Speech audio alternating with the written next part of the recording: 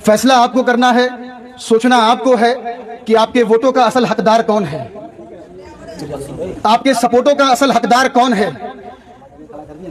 आप सोचिए कि ये जो मौका है, तरह तरह के लोग आपके दरमियान में आएंगे, खूब लच्छेदार तकरीरें करेंगे, बड़ी बड़ी बातें करेंगे आपसे, मगर उसमें अब बहकना नहीं है। अब ये सोचिए समझिए पहले चीजों को कि कौन है वो आदमी जो आपके अच्छे बुरे वक्त में खड़ा रहेगा, कौन है वो जब आपके साथ कोई सानिहा पेश आएगा तो पेशे पेश आपके लिए आगे आकर के लड़ने और बोलने का काम करेगा।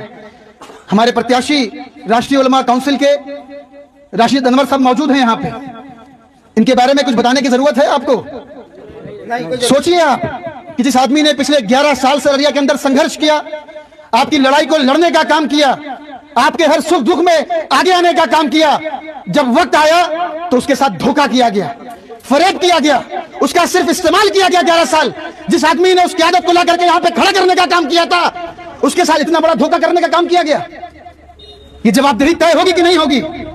जो बड़ी बड़ी बात करते हैं, मिल्ली क़यादत की बात करते हैं, ये सवाल होना चाहिए उनसे कि अगर आप भी वही काम करोगे जो और पार्टियां करती हैं तो आप में और उनमें क्या फर्क रह जाएगा? ये बात सही है कि गलत है? ये सवाल होना चाहिए कि नहीं होना चाहिए? और हम लोगों ने भी यही सोचकर के कदम पीछे हटा लिया था। राष्ट्रीय उलमा काउंसिल और उसके कौमी सदर मौलाना आमिर रशादी साहब नए नहीं है सीमांचल के लिए। 2017 के अंदर जब बाढ़ आई अररिया के अंदर तो 5 ट्रक रिलीफ लेकर के यहां पर आए थे, काम किया था उन लोगों ने। इस इलाके में अररिया के अंदर मौलाना का जो इदारा है आजमगढ़ में जामिअतुर रशाद, उसके पढ़े हुए हजारों बच्चे हैं रशादी यहां पर, जो बहुत दिन से बोल रहे थे कि मौलाना कदम बढ़ाइए सीमांचल के अंदर, कदम बढ़ाइए अररिया के अंदर। मगर पिछले चुनाव में हम लोगों ने कदम पीछे बढ़ा लिया था, ये सोच करके कि चलो एक मिल्ली क़यादत काम कर रही है, लड़ाई लड़ रही है, चुनाव लड़ रही है, छोड़ देते हैं उसको, लड़ लेने देते हैं। मगर जब लोगों के बात सुनने को आई, किस तरीके का काम कर रहे हैं आप, क्या फर्क रह जाएगा आप में और गैरों में? ये लोगों ने डिमांड की। जब इनके साथ गलत किया गया, इनके साथ धोखा किया गया, इनको खून के आंसू रोने पर मजबूर किया गया, तब मौलाना ने हम लोगों को भेजा कि जाइए बढ़ करके राष्ट्रीय उलमा काउंसिल के नाम से उनको सहारा देने का काम कीजिए। और ये सोच करके हम लोग आए हैं कि एक एक गांव जाएंगे अररिया के अंदर और लोगों को बताएंगे कि किस तरीके से गलत किया गया इनके साथ। अब ये जिम्मेदारी आपके कंधों पर है, आपके कंधों पर ये बोझ है, अब इसको उठाइए आप लोग और ये पहुंचाइए एक एक पैगाम गांव गांव कि आने वाली 11 तारीख को किसी के बहकावे में नहीं आना है और एक एक वोट बल्ला छाप पर दे करके राशिद अनवर को कामयाब करके पटना में असेंबली के अंदर भेजने का काम करना है इंशाअल्लाह। मेरे दोस्तों और साथियों, बहुत कुछ बात कहने के लिए और ये बात अपने दिल, दिमाग, जिगर, गुर्दे, तिल में बैठा लीजिए कि ना हम सफर न किसी हम नशी से निकलेगा, हमारे पांव का कांटा हम ही से निकलेगा।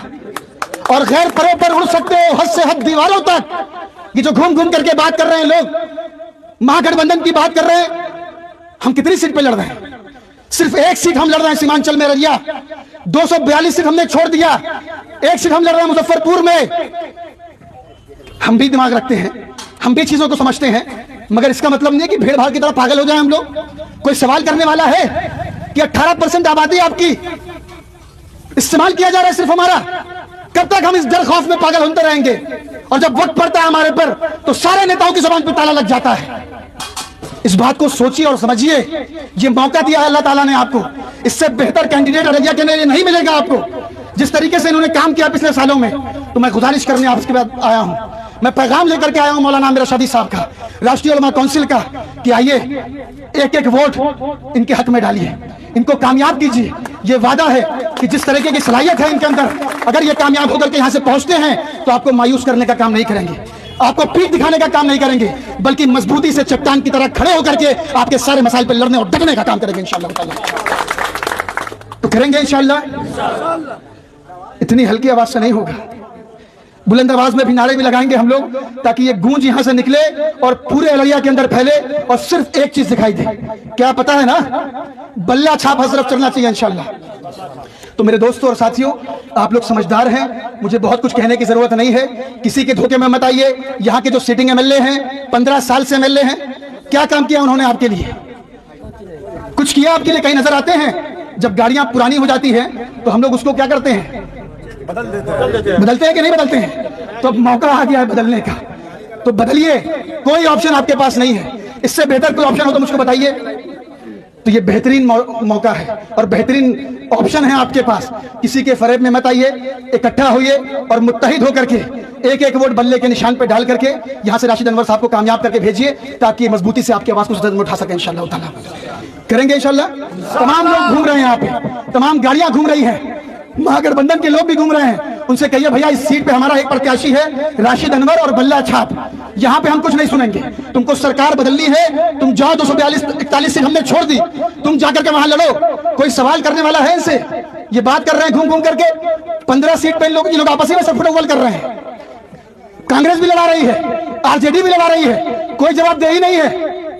किस तरीके की बात कर रहे हैं? कल मोदी जी आए छपरा के अंदर, उन्होंने खड़े होकर के तकरीर की वहां पर। अमित शाह जी घूम घूम के तकरीर कर रहे हैं और किसको टारगेट कर रहे हैं? किसको टारगेट कर रहे हैं? सिर्फ मुसलमानों को। कोई बोलने वाला नहीं उस पे। सिवान के अंदर एक कैंडिडेट को प्रत्याशी बना दिया गया, शहाबुद्दीन साहब के बेटे को, जिसको मरे हुए 5 साल हो गया, उसके कब्र खोद करके निकाल रहे हैं उसको, और कोई जवाब नहीं दे रहा महागठबंधन के लोग। क्यों नहीं जवाब देता निकल के तेजस्वी यादव, जिसने आरजेडी पार्टी को खड़ा किया बिहार के अंदर, पूरी जिंदगी लगा दी थी अपनी। उसके बेटे को जब टिकट दिया गया तो टारगेट किया जा रहा है उसको, और कोई आरजेडी का आकर के नेता जवाब देने को तैयार नहीं है उस पर। कितना बेवकूफ बनेंगे हम लोग? कोई सवाल करेगा उनसे कि मुसलमानों का फ्री में वोट चाहिए आपको? इस चीज से बाहर निकलना है हम लोगों को, और ये बताना है कि हम आतिशे सोजा में भी हक बात कहेंगे, कुंदन की तरह दहर में ताबिंदा रहेंगे, और तारीख बताती है कि हर दौरे सितम में हम जिंदा थे, हम जिंदा हैं, हम जिंदा रहेंगे।